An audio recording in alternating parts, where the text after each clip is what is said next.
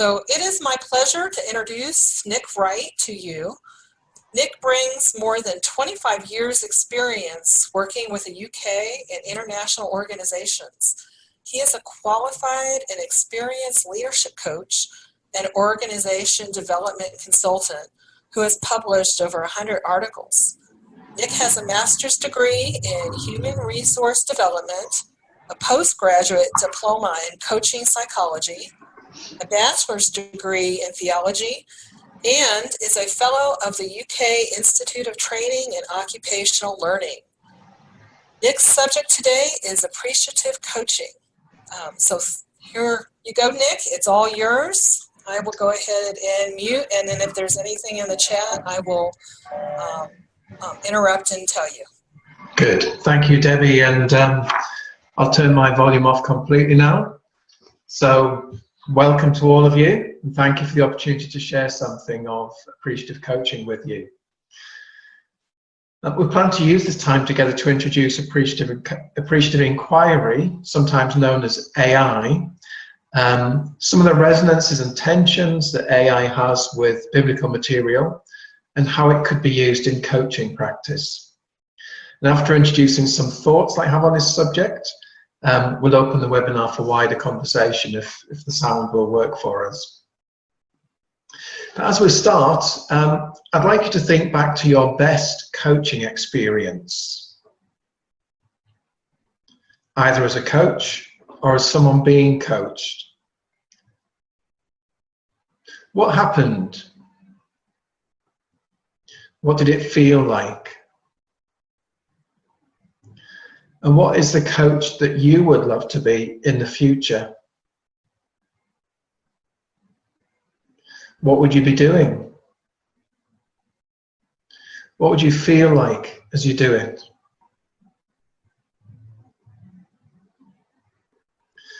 You may want to jot those things down for your own reflection, or to feed into the wider conversation later on. But these are the kind of questions that appreciative inquiry-orientated coaching focuses on.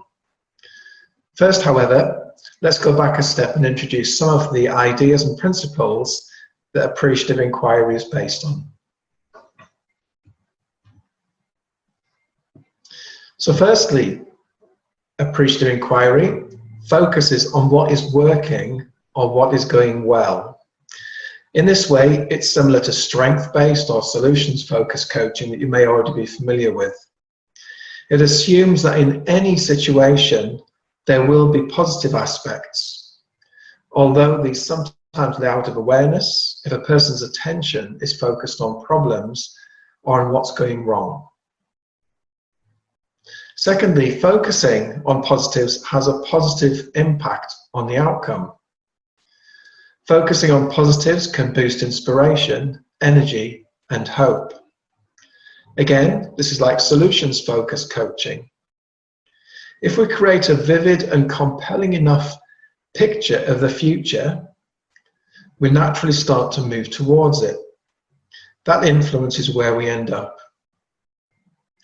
Now, this reminds me, once I went solo paragliding.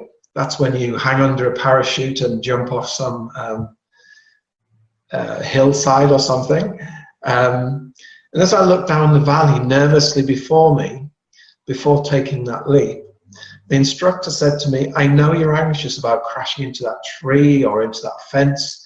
And as I looked down the valley, I could see those things. He said, "But don't focus on them."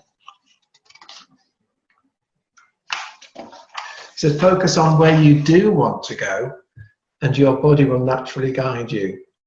So don't focus on the things you're trying to avoid, things that you consider potentially problematic or dangerous. Focus on the things that you want to move towards. And as you give your attention there, that's where you'll naturally start to move towards." And that was true. Now, thirdly, in appreciative inquiry, noticing what has gone well increases confidence. So if we explore an experience and pay attention to the positive elements, the positive difference we have made, it can build optimism for the future. If we have done well in the past, at least in some respects, we have something good to build on as we move forward. Now, the visionary and energetic aspects of appreciative inquiry are particularly important in times of significant change in a person or organization's life. This is because change experiences can be difficult and can sometimes leave people feeling drained of energy. People can lose a sense of perspective and they can lose hope. An appreciative inquiry doesn't ignore the problems or pretend that they don't exist. It's not an idealistic or naive form of utopianism. It does, however, take seriously what we notice in a situation, what preoccupies us, how we frame situations, what stories we tell ourselves, and the impact of those stories on ourselves and on others. So what does AI look like in practice? Appreciative inquiry in its loosest sense can be used differently in different situations. You can, for instance, imagine a coaching conversation where a coach helps someone to explore an issue or experience with a particular focus on the positive aspects, or reframing challenges as opportunities. In organizations, appreciative inquiry tends to follow a pattern or process with 4 stages. I used this approach with a university in the Philippines last year to help address tensions between the academic side of the university and the administrative side. They knew that they were in tension, but relationships were so bruised that they couldn't find a way forward. So, the 4 phases of appreciative inquiry. First, discover. During the discover phase, people are invited to look back at specific examples from the past. Just as I did with you at the beginning about an example of a good coaching experience. Or, at the moment, things which are going well, not necessarily in the past. Then people are invited to share stories together that build a rich picture of that experience. This is what we like at our best. This is what best looked like in our experience. This is what happened. This is what it felt or feels like. So people are sharing a story of something that's been a good experience, even if at times it feels difficult to identify positive elements in a difficult situation. The next phase in appreciative inquiry is known as dream. During this phase, people are encouraged to imagine a future where best, in the way they've just been talking about it and thinking about it, is their normal experience. So what would be happening? What would people be doing? What would it be like if ... Again, people are invited to create that imagined future as imaginatively as possible, so that they really feel that future rather than just think about it. The next phase, design. So having had the dream conversation, during this phase, people start to think about and discuss what would need to stay the same and what would need to change to move towards the desired future that they imagined in the previous phase. Well, this is a bit like the paragliding. It's like, what do we want to focus our attention on rather than what are the things that we want to avoid? The focus is on what it would take positively rather than focusing on all the things that could get in the way. The final stage, destiny, thinking towards the future. During this phase, people start to try out ideas that were generated in the dream and design phases. The focus is on experimentation, improvisation, innovation, celebration. And as things start to move forward, people are encouraged to notice what is going well, what can be built on further, and thereby creating a new discover phase. When I was with the group in the Philippines, we spent a day doing this together, initially in mixed groups, then in separate groups. And if I mention those 4 phases again, in Discover, when have we been our at our best? People were encouraged to share stories of when different sides of the university, academics, administrative, people had worked together. And sometimes it was only small examples, but of things that had gone positively. In the dream phase, that conversation about, so given that, What would we like it to be more like more of the time? And the idea was to build a positive idea of what the future could look like. In the design phase, what would need to happen for that to happen? They then started to think about, okay, so this is what we would love it to be like. What's that going to take? What will it call for from each of us? In the destiny phase, it's in light of that, what are we willing to do? And at the end of that day, the different parts of the university, actually, because it was the Philippines, if any of you have been to the Philippines, they sang to each other, they spoke to each other, they presented to each other what they were willing to do to play their part in building this joint future together that they aspired to. So how does AI resonate with biblical material? The Bible presents us with a paradox. So on the one hand, it focuses on fallen, sinful humanity. And you could think of that as a negative dimension, a very serious spiritual and existential problem that needs to be solved. And God's solution is Jesus Christ. At the same time, the Bible paints a picture of humanity as created in the image of God, with God-given gifts and talents. You could think of this as a positive dimension, people with real potential who are empowered by the Spirit to do great things. So we have this polarity of sorts. On the one hand, deeply flawed and sinful, and on the other hand, amazingly gifted and talented by God. So this raises interesting questions about what lens we use when we read the Bible. Our lenses are influenced by culture and personal experience, which filter what we see and don't see as we read it. We can see this throughout history too, as the church has emphasized different issues and perspectives. Now, I think that appreciative inquiry is an outlook and an approach which sits most easily with the positive dimension. For instance, the writer of Hebrews, just turning my page here, urges us to keep our eyes fixed on Jesus. And Paul in Philippians urges us to focus our attention on whatever is true, noble, right, pure, lovely, admirable. I hope you will see resonances there with that paragliding experience, so to focus on Jesus, to focus on the things which are good. And in doing so, those are the things which transform us. And when questioned about divorce, for instance, a negative issue, in Matthew 19, Jesus turns the conversation around to focus on the positive meaning of marriage instead. It's as if at times God calls us to focus on Him, His kingdom, His values, in order to be transformed by the renewing of our minds. So what we focus on, how we frame that, affects us and the others that we work with. Are there tensions with biblical material? I imagine as I've been speaking, for some of you, you'll have been feeling some of those tensions as you listen to this. But we can think about appreciative inquiry in terms of its fundamental principles, as we've done today, and about some of the ways it's applied in practice. I'll share some thoughts on both of these dimensions and the kinds of issues that they can, in my experience, raise for Christians. Appreciative inquiry suggests that what we focus on, what we perceive as reality and believe is important in any situation, is socially constructed.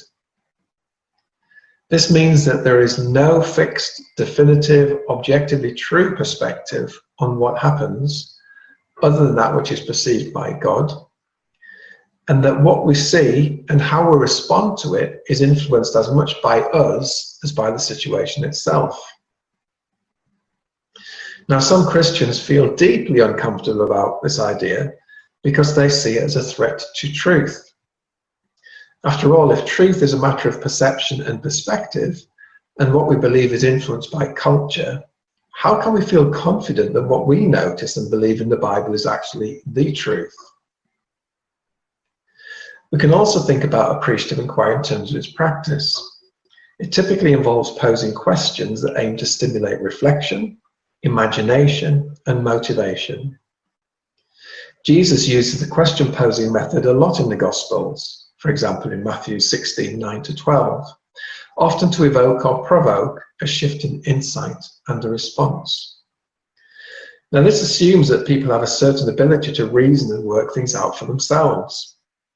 But what do we do if people reach ideas or conclusions that are inconsistent or in direct contradiction to what we believe is true and important as Christians? So these are some of the dilemmas that Christians sometimes feel and face. So finally, what can appreciative inquiry look like in coaching practice? So I've been using it until now in its generic sense. Appreciative inquiry is often used with large groups, with organizations, sometimes with whole organizations.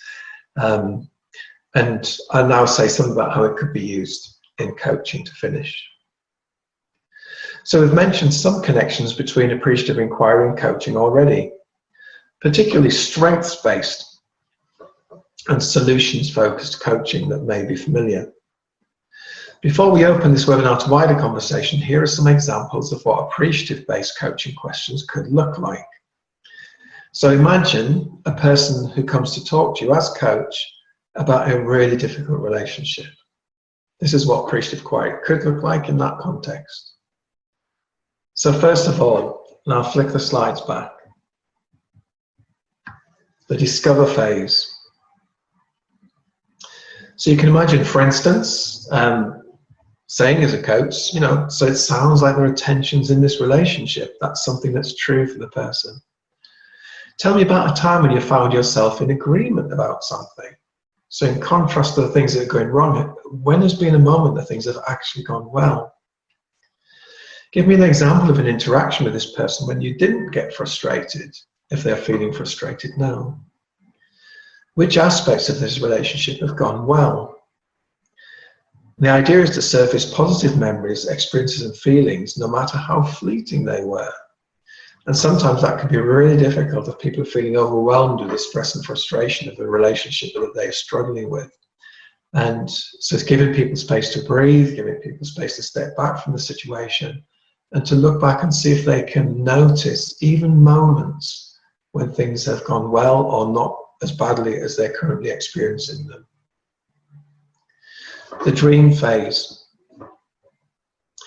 So imagine this relationship with this person working really well. So this is calling on the imagination. What would a great relationship look and feel like? What would make working together feel like a positive experience for you? What would you see yourself doing or not doing?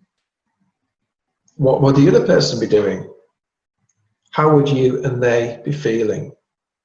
So this is the idea of using imagination to imagine a different kind of future to the one which they're currently experiencing. And the idea is to use vivid imagination, encouraging the person to really enter into the experience and to feel it as if it's happening in the here and now. The design phase. So, okay, we're reflecting on those moments when the relationship has worked well and what it could be like in the future. Now imagine those good moments when it has gone well and what you hope for as your normal experience rather than the exception. What would it take to move towards that kind of relationship? How would you be approaching the person and working with them? And the idea here is to build on the positive imagination feelings from the discover and dream phases to inspire and then energize the person to move towards a different future. So again, like the paragliding, the discover and dream phase is trying to create a sense of focus and potential for the person of things which have gone well to build on, of an idea of how they want things to be rather than how they don't want things to be. And now to say, well, okay, so what do you need to do now as you move forward towards that? And finally, the destiny phase. So if you believed you could really do this, what would you do next? What would your next step be? What would mark a positive step forward? What would you and others see you doing in this new relationship? What would you notice about how you are feeling as you walk towards that person, maybe in the office or wherever they work together? And what are you willing to try? Now, sometimes this destiny phase can be one of the hardest because people may agree in principle to all kinds of things, but because of how they're feeling, they're not willing to change themselves and the way they are contributing to what they're experiencing. And so sometimes as coaches, this is like the W in grow, the will. It's what are you willing to do, or what are you willing to take responsibility for to at least create the possibility of change towards the future that you hope for. So I'm going to stop there because I spoke for around, I think, 20 odd minutes there. That's a long time just to sit and listen. So I'll go back to Debbie and see if anyone has any questions, and I hope we won't have problems with the whistling sounds. Okay, thank you, Nick. I actually don't see any questions yet. Please put your questions in the chat. But this actually would be a good time to do the first passcode while people are thinking of questions. Okay. So the first passcode is John, J-O-H-N, John. All right, well, I'm not seeing any questions come up. Here's a question from Robin. Can you give another example of the 4 steps? Another example of using the 4 steps. Sorry, is that the question? Yes. Can you give another example of the 4 steps, please? Yeah, I'll just close the volume down again.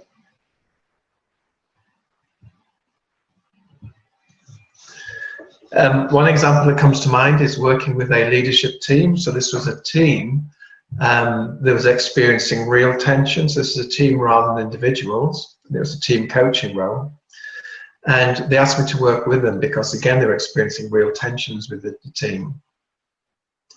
So the first thing was to contract with them around the idea of using this approach, this appreciative inquiry, because in the initial conversations with the leader of the team and the members of the team, they all described what they were experiencing in terms of the problems that they had, rather than what kind of future do they hope for. So you can imagine the heads were down on this problem that felt really stressful for them. So I asked them if they'd be willing to engage in a different type of conversation that could create a different type of outcome. And at first they were quite skeptical. They had heard of appreciative inquiry but weren't sure what it was, and they were typically used to having a problem-solving focus. So they saw their role as leaders as spotting problems in an organization and addressing them, rather than focusing their attention on what was going well and looking at what they would like it to be more like more of the time.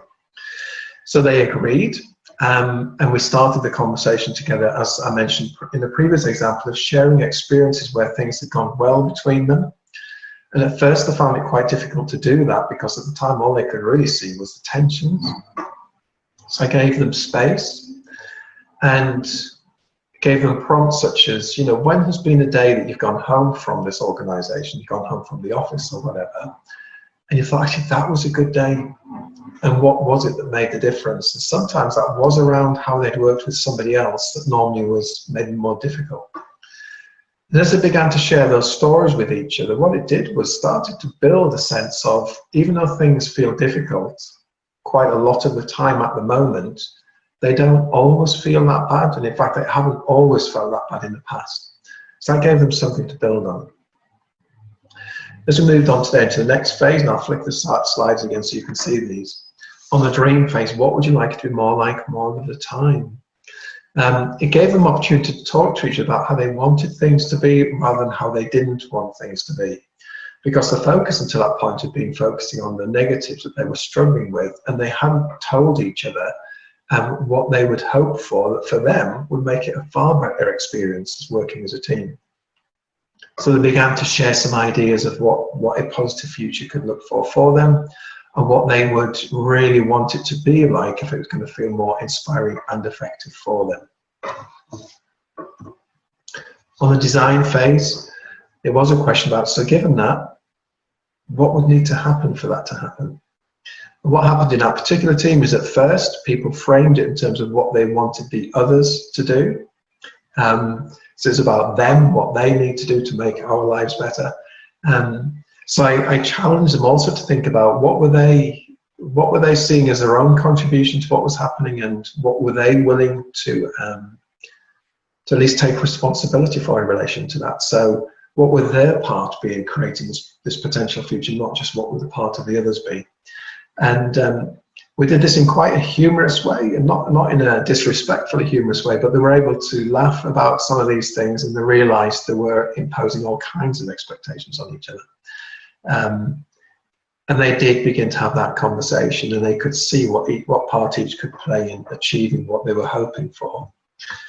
And the final phase was really giving them some space. And in this particular instance, they went for a walk for half an hour individually, and came back and said, okay, so the question was, what are you willing to take responsibility for? So you talked about what you would love it to be like more of the time. You've got some ideas of what would that take. So personally, and as a team, what are you willing to take responsibility for to make that reality real? And that was a really constructive conversation.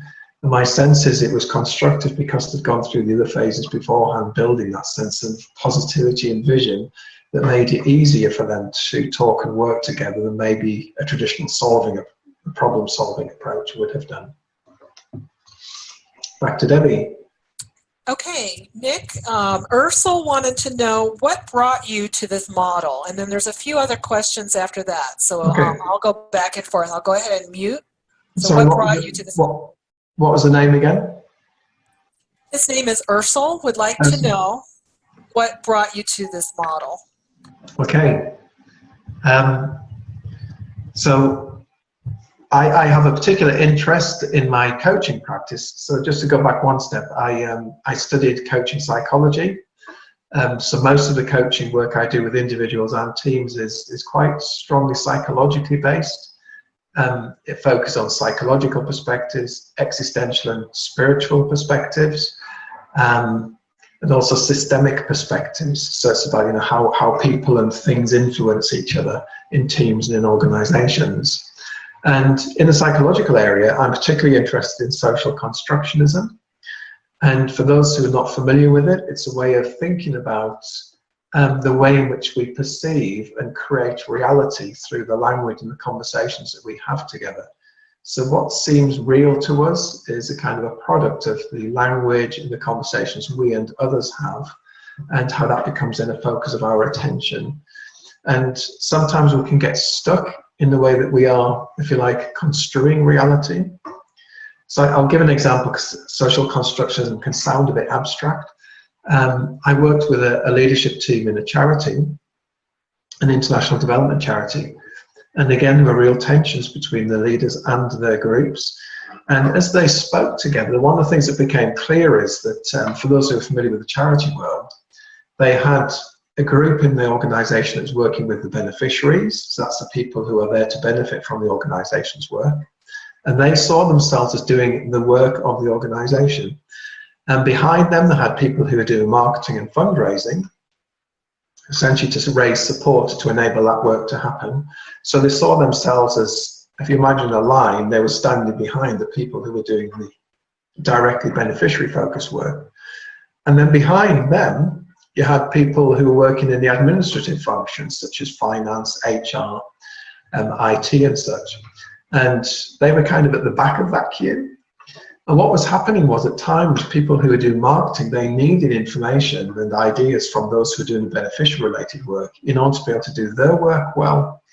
But the people at the front of that queue were saying, it's not our job, we're here to do this stuff in the field, we're not here to be trying to create stories and ideas for you, that we don't have time for it. So the way that they construed the organization between them was essentially a linear process model. And it was that idea that they had in mind that was causing the problems. So in social constructionism terms, what we did was had to think about how else could they construe the organization. What other kind of ideas or metaphors or models could create a better way of working. And they came up with the idea of a jigsaw puzzle. And the jigsaw puzzle has lots of different parts, but you need all of the parts to complete the picture. And so it's not just the international beneficiary-facing work that is the organization's work. Everything that everyone does in the organization to make that possible is the organization's work. And so rather than a linear model, they created an interdependent system where each part depended on the other and also had responsibilities to contribute to the other, so that as a whole, they could fulfill the purpose of the organization. So that's an example of social constructionism, and that's where my own particular interest in coaching is. It's in fields like social constructionism and how we can use that applied into coaching conversations. And social constructionism is one of the foundational ideas in appreciative inquiry. Thank you. Okay, there's several questions here, so let me just, Susie is saying, this is great. Currently working with a newly widowed woman feeling hopeless. This is a great tool. Amanda has a question and a thought. She's saying, I can see this model as appreciative and positive, but was thinking there would be more emphasis on appreciation and affirmation. Can you add some comments about how you see that working with the model? So I haven't understood the question. Could you say that again, just to make sure I've understood it well? Can you add some comments about how you see it working in, being appreciative and affirmation? Is that right, Amanda? Maybe Amanda can clarify the question in the chat. Okay. There's another question. Have you coached anyone who has been very hurt and unwilling or unable to find appreciation in the situation and or other persons? If so, how did that work? How did you work through that? Yeah, that's a really good question. So thank you. We can come back to the other one, but if I speak to that one first, I'll turn the sound off again.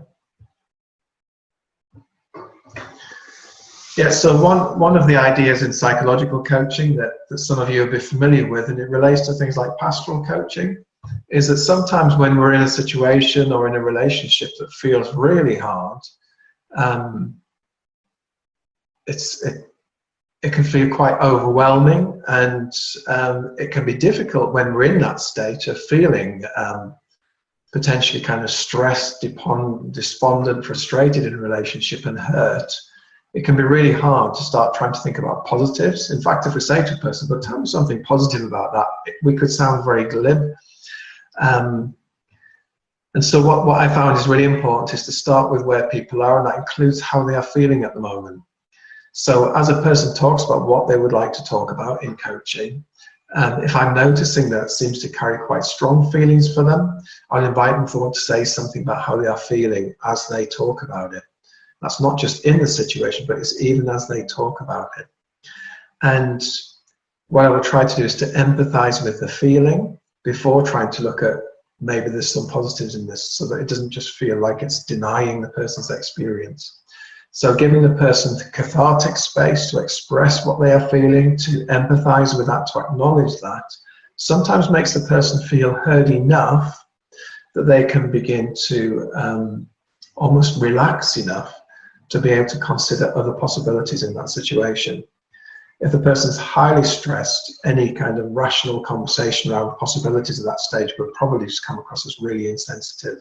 So it's giving the person empathy, giving them listening space, acknowledging how they're feeling, and from there to say, well, I have some ideas about how we could approach this.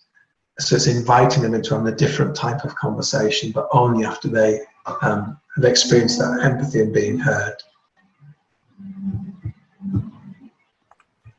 Okay, Tim has something to say here. So he says, as I've understood it, appreciative inquiry came out first in the context of organizational development, not necessarily in one-on-one coaching.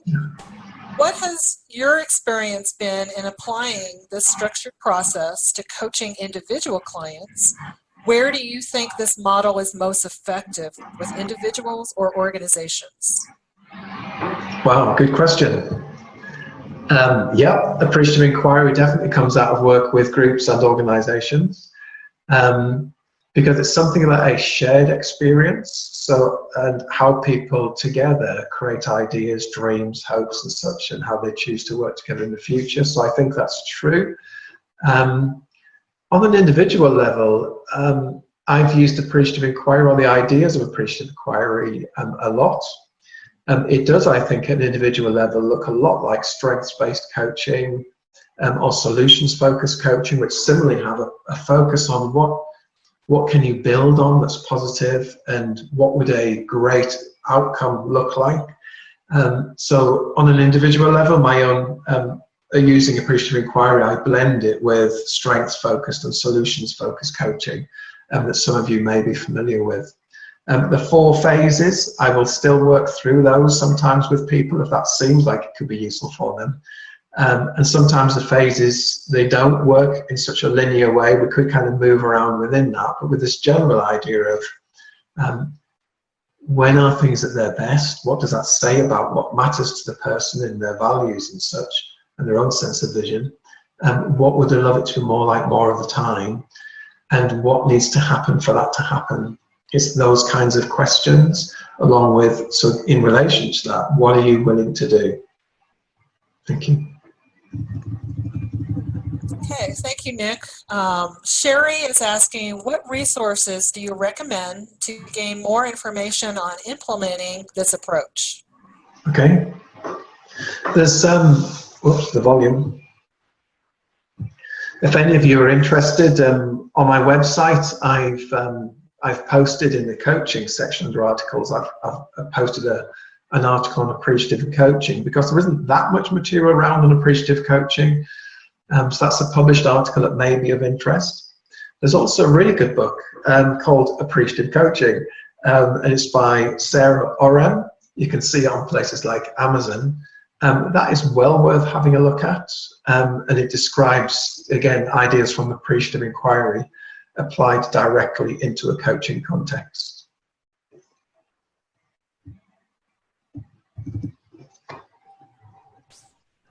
Okay, Amanda clarified her question from earlier. She was just wondering about affirmation and appreciation not being mentioned.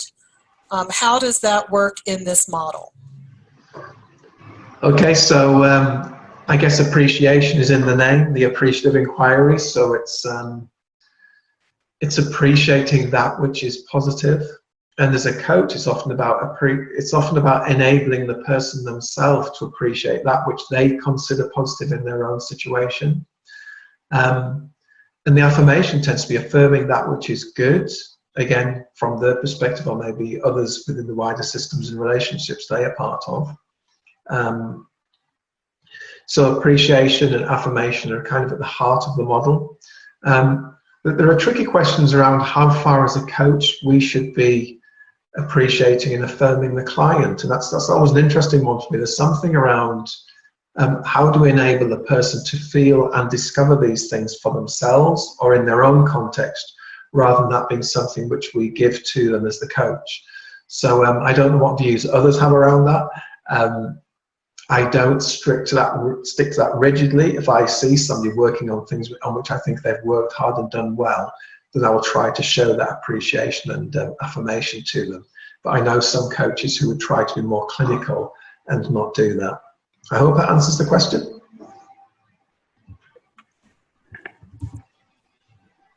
Next question is from Tim. He says, thanks, Nick. How would you describe the differences between coaching and appreciative inquiry? Just turning the volume off. Yeah, again, another interesting question. Coaching is a very broad field, as you will be aware. There are many, many different approaches to coaching. When I did my studies in psychological coaching, we studied and practiced 7 different approaches to coaching. All of them had their own distinctive beliefs behind them and their own distinctive practices. And that was just within a particular course on psychological coaching. So coaching, I guess, is a very generic, broad field, and different practitioners within that field, they think about it and do it, in some ways the same, in some ways different. Appreciative coaching you could see as being one strand of coaching. It's one methodology, one approach that you could use. But appreciative inquiry, in its own right, it has a distinctive set of beliefs that it's based on, particularly around things like social constructionism, and that leads to a particular application of that approach in practice. which is often this 4-phase approach, although not always strictly so.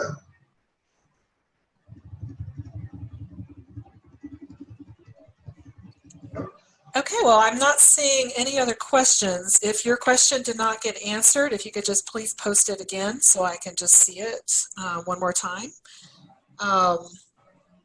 Somebody mentioned that this is a good model that supports relationships. For example, I could see this model being used in marriage or other relationship coaching.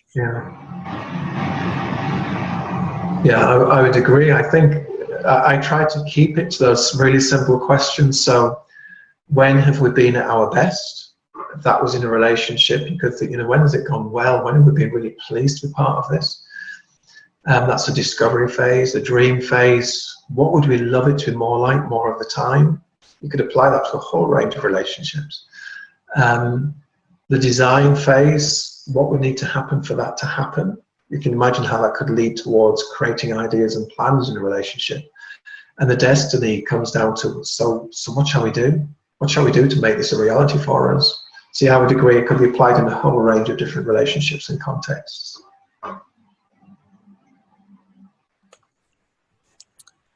Okay, Christine is asking about the problem-solving approach. How does this compare to this approach?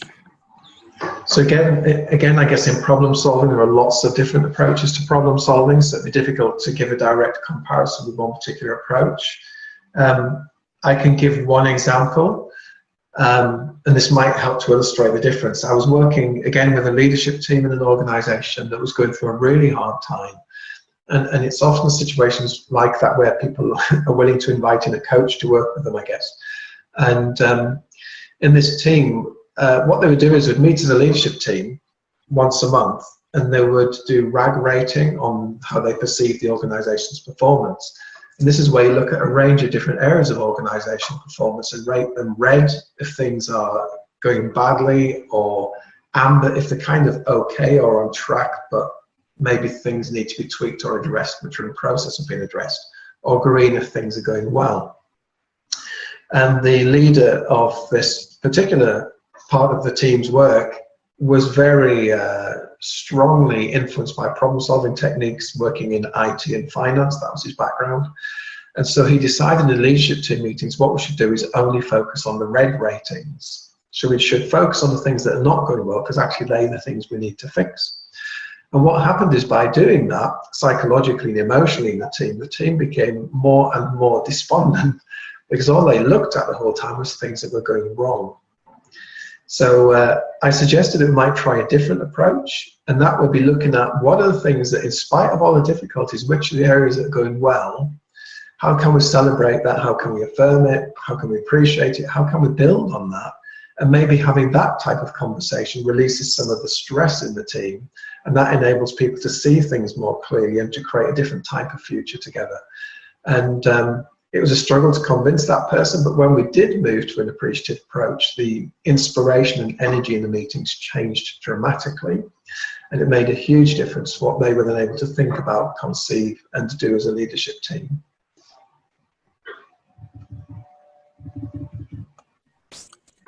Alrighty, thank you, Nick. Is there any other questions? Please post them in the chat. Amanda is asking about your commitment to the ICF core competencies. What's the question behind the question? What is your level of commitment to the ICF core competencies? Amanda is asking. So I'm familiar with the ICF core competencies. I'm not a member of the ICF, but the work that I do in the coaching arena is consistent with those. So I think those principles make very good sense, and they act as a kind of a touchstone for my practice rather than necessarily a guide for my practice, to be honest. Thank you very much, Nick. Do you have any other thoughts on this model that you can give to our participants? I think I would say, have a look at the resources around us. I've mentioned a book and the article on the website, and if you're interested, try having that conversation with someone. If it's new, you could say to them, you know, I've encountered a new approach I'd be interested to try with you, and see what happens. So appreciative inquiry is all about discovery, and we often discover through experimentation and then noticing what happens. So, and I'd love to hear as people try this, what happens. Thank you. Well, thank you so much, Nick. Really appreciate you explaining this model to us. It's really helpful. Terry Ann has posted where the article that Nick is referring to can be found. So if I go back to the, if you see the website address under my name on there, so it's www.nick-wright.com. You have to remember the dash. On the website, there's an article section where anything that I've written on this and related fields, it's published there on that website. So if you look under the article section and coaching, under that you'll see a copy of an article there called Appreciative Coaching. Well, thank you, Nick. A lot of people are saying thank you in the chat, and they're excited to try it. Thank you. As we close up, we'll leave a few more minutes for questions. Okay. But I'm going to give the last passcode, the second passcode. So be sure to write this down if you're needing your continuing education. The second passcode is a number. It's 1:1. 1:1. Okay. Not really seeing any other questions. People are just excited to try this. Okay. And they are thanking you very much.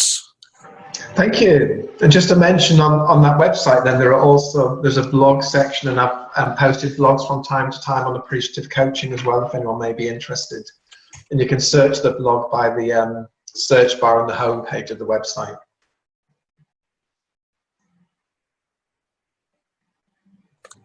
One last question. Sherry's asking, have you used this with children, and how young? I've used something similar with children. Again, it was in the Philippines. I visited a remote jungle community. It's the first time I'd met a Westerner, so it was a fascinating experience. And one of the things we did there, I borrowed from a high school. We did various activities with the children. And you may be familiar with this idea of WWW and EBI that's often used in schools. And I think it's a very similar principle to appreciative inquiry. And the WWW stands for what went well. So as the children did any of the activities, they would be encouraged to have conversations with each other, looking in terms of what they did, about what went well. So they would make note of those things and talk about them quite excitedly. And then we tried to think about, okay, so one thing that would make it even better if, which is the EBI. So what went well and even better if, we would pose those questions to the children who worked with them. And they loved it. And I think the reason they loved it is because it's based very much on positive psychology, and it gives people a good feeling around how they are doing when they're achieving things, and also sense specifically of what could they do to make an even greater difference, to be even better at the things that they're doing. But it frames it in ideas of possibility rather than ideas of a problem.